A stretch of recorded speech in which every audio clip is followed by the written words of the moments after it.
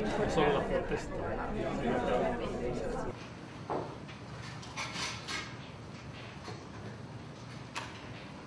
A warm welcome to all the friends of the Zamboling Institute, Cosmos Journal, spiritual seekers, and teachers from many traditions. It is an honor to have the privilege of introducing my very dear colleague and spiritual brother, Alfredo Sfeir-Younis, to this prestigious audience and for such a significant purpose. He has chosen to gather us together on the International Day of Peace, September 21st, in the heart of Washington, D.C., surrounded by like-minded friends and supporters in the most profound and compelling way through silence.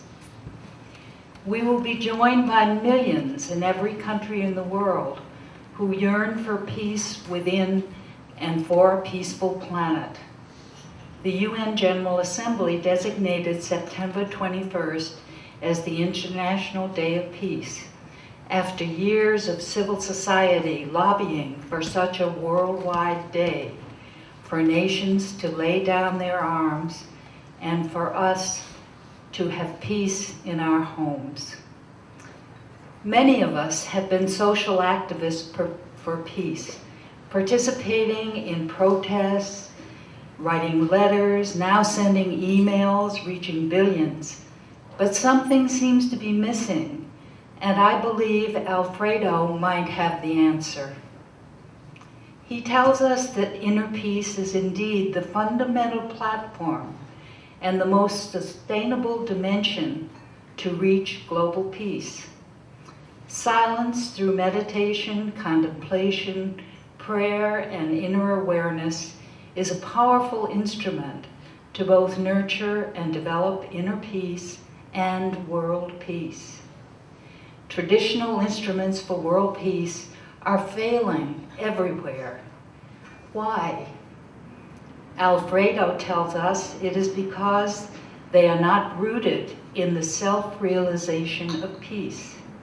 To let peace have a chance, we must enter into ourselves and unfold peace from within. When deeply practiced, the allure and power of the inner world becomes irresistible and transformative. Who is Alfredo Sfeir-Younis? The first thing when I think of Alfredo is his presence. Just to be near him, we feel of the presence of the sacred. He is indeed a person of great integrity and a very special person on our planet, and we feel it when we are with him. Please meet Alfredo Sfeir-Younis.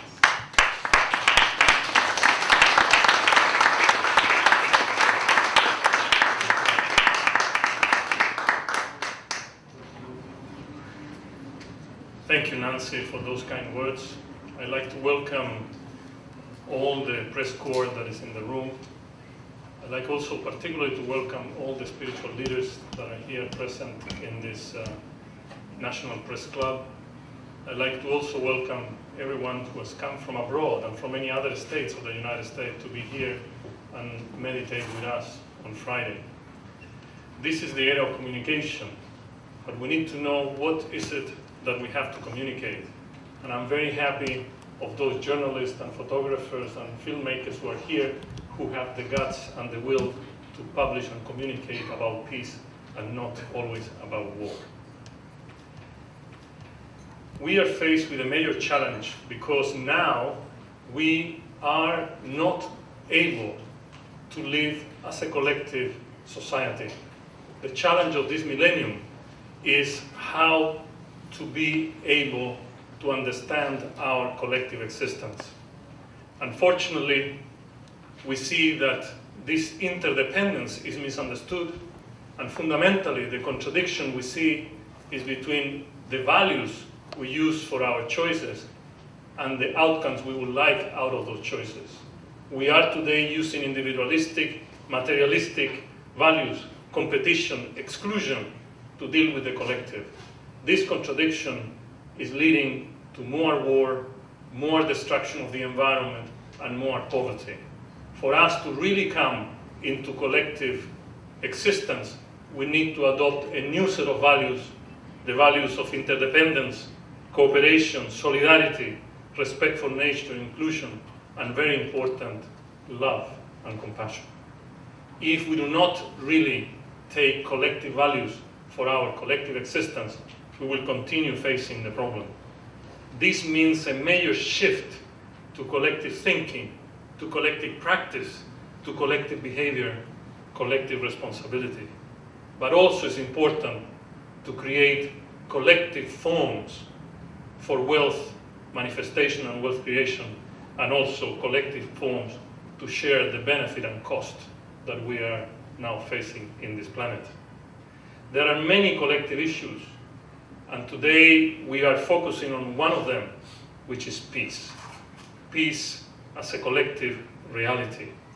We know that since the 70s there are more than 100 conflicts in the world. We know there are more than 20 million child soldiers going around. We know the millions and millions of people in refugee camps.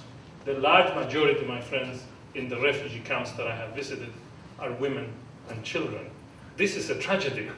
We have seen many, many millions and millions of dollars spent on weapons. Today, the expenditures on weapons is $1 trillion a year, and is 17 times whatever we give to the poor and to development.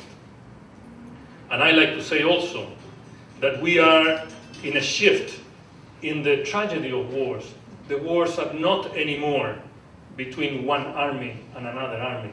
Civilians are involved. Casualties of civilians now is the main threat and in the main tragedy of the world.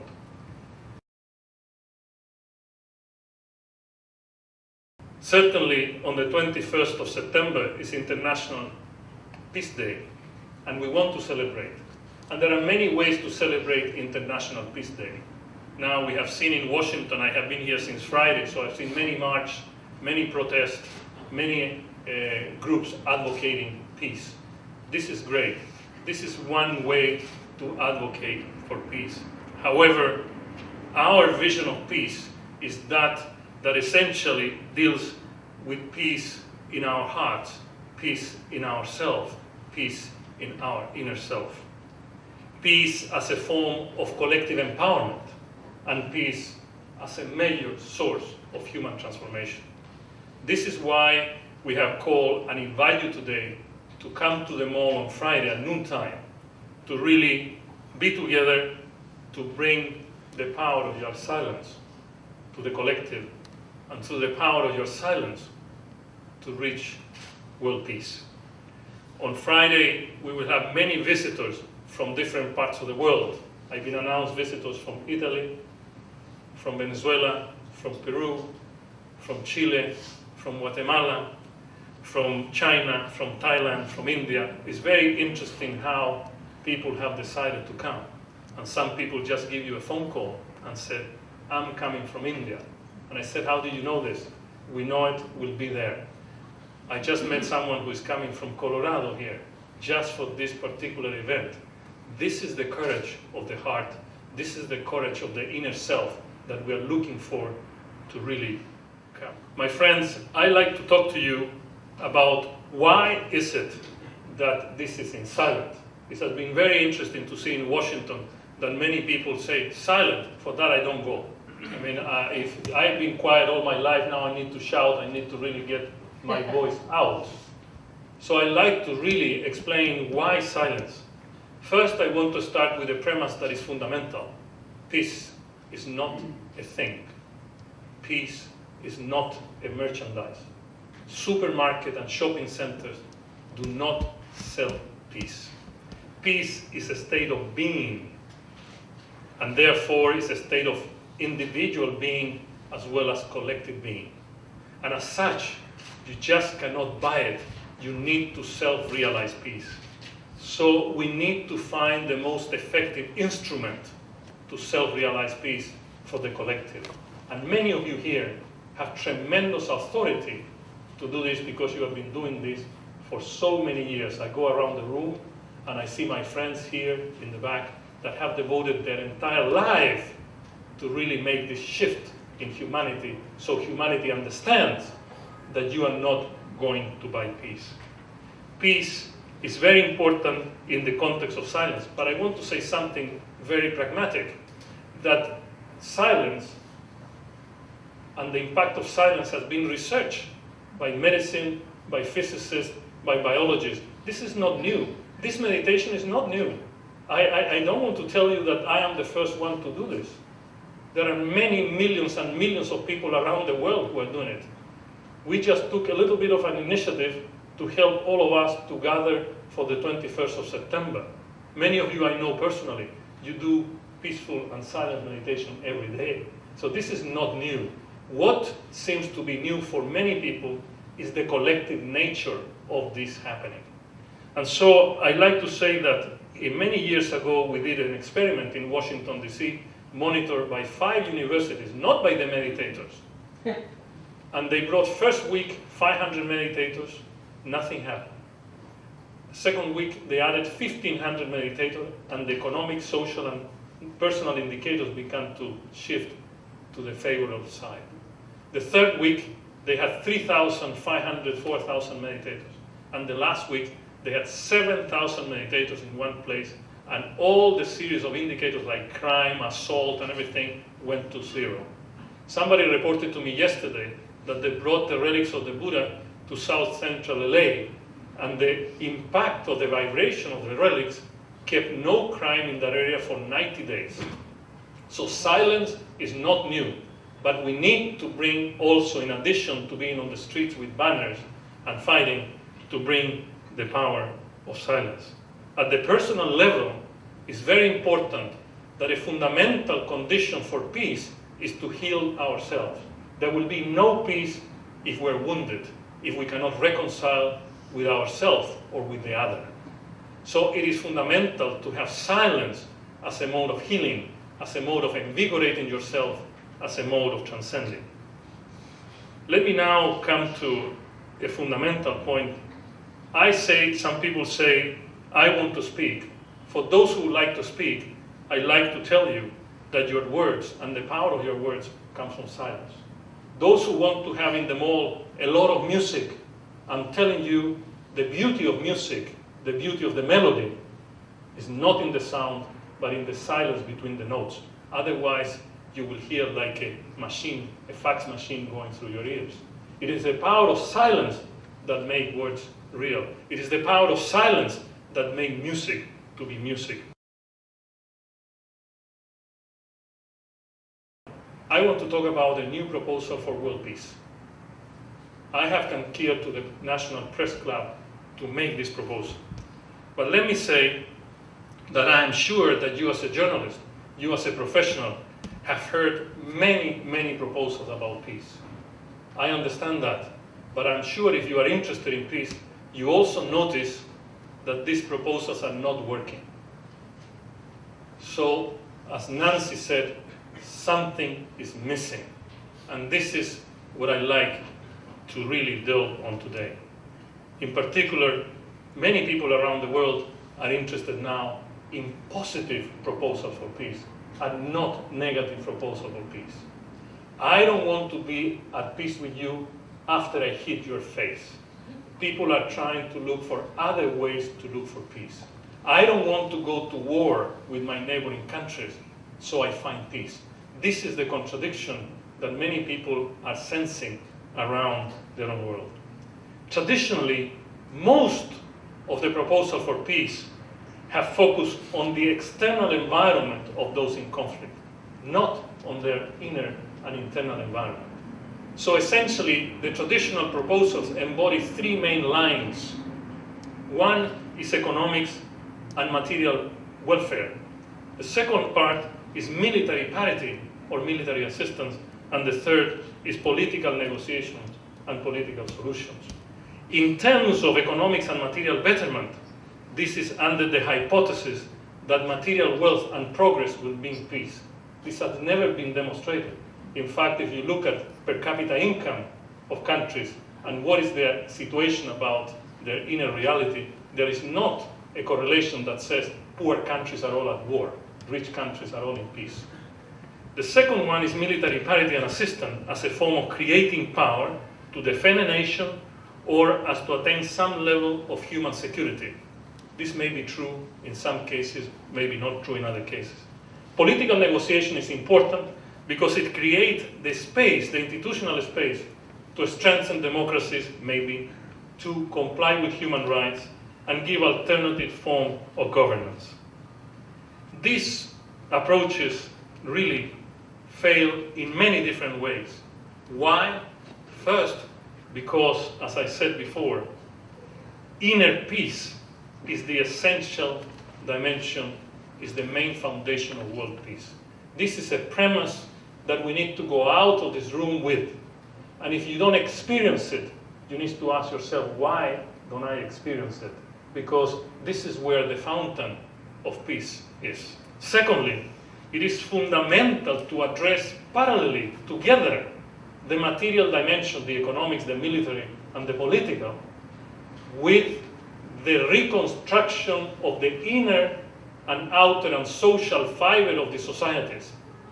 I've been in the Middle East recently, and I told one of my friends in Palestine, I said, you know, even if they give you the country tomorrow, nobody's paying attention to rebuild the people who are actually depressed and have the nerve system collapse and so on. People in many of these places sleep with the television on so they cannot disconnect from noise. Their mind has so much noise that they kill it or tend to destroy it with more noise. You know? So if we do not rebuild society from within, I was told that there was a report, I don't remember exactly the source, maybe WHO, that says that 85% of children in Palestine are clinically depressed. So you can imagine, if you don't build the societies from within, all this military, all this political, all of these material things actually will not necessarily yield the result. We need to empower people from within.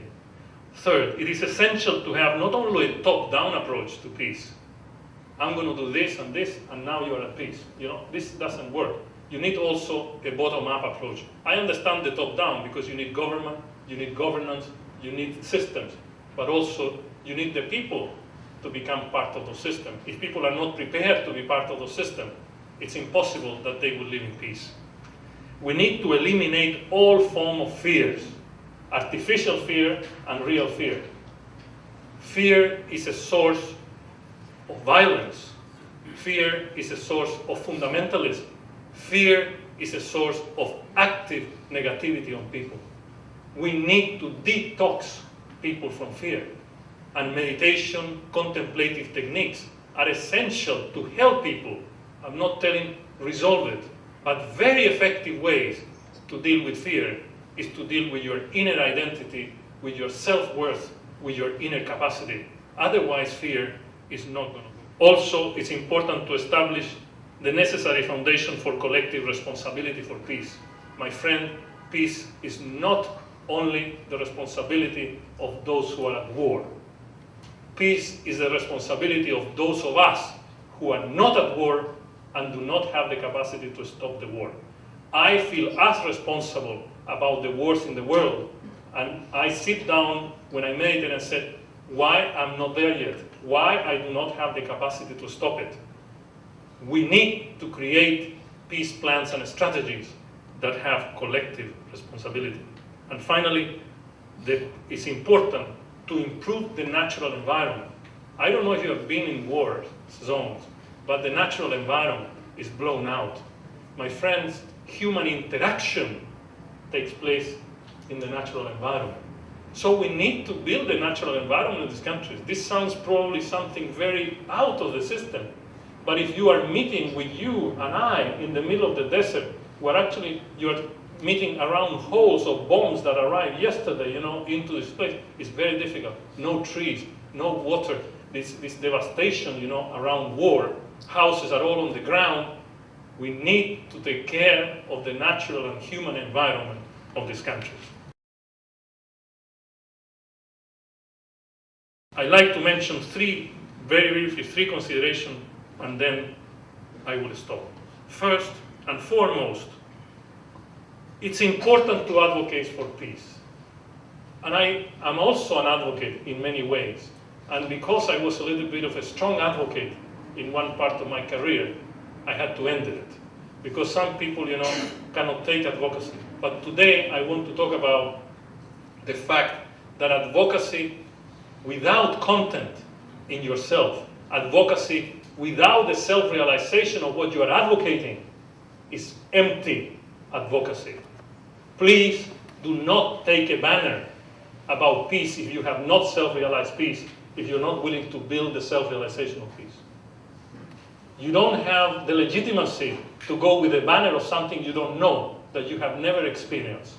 So it's very important that we understand that we should do advocacy, but not just for the sake of advocacy. Secondly, it is important to revise profoundly this idea that war is good for the economy. This is something that we used to learn in economics because we saw Second World War, and I was a student of economics 20 years after the war.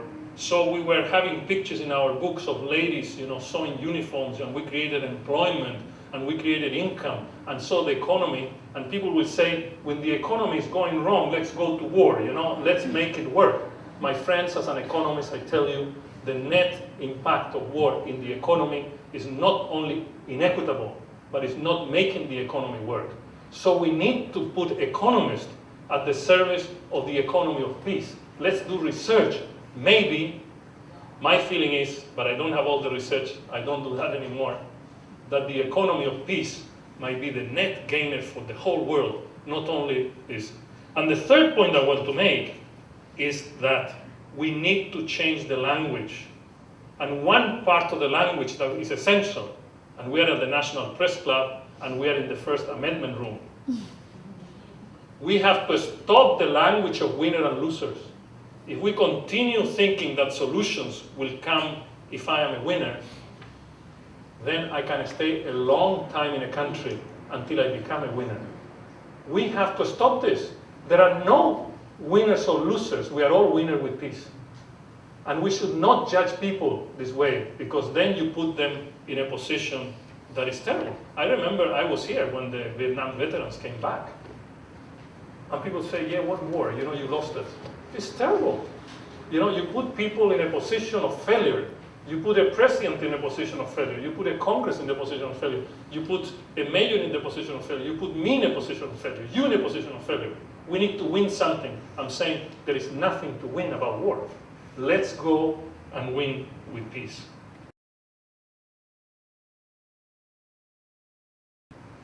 What should we do next? I have several points, but I only make two. One is that we need to recognize that we are not at peace with ourselves, and we are not with an environment of world peace. So we need to strengthen a culture of peace. We need to have peace life, peace communication, peace politics, peace democracy, peace economics, peace production, peace consumption, peace music.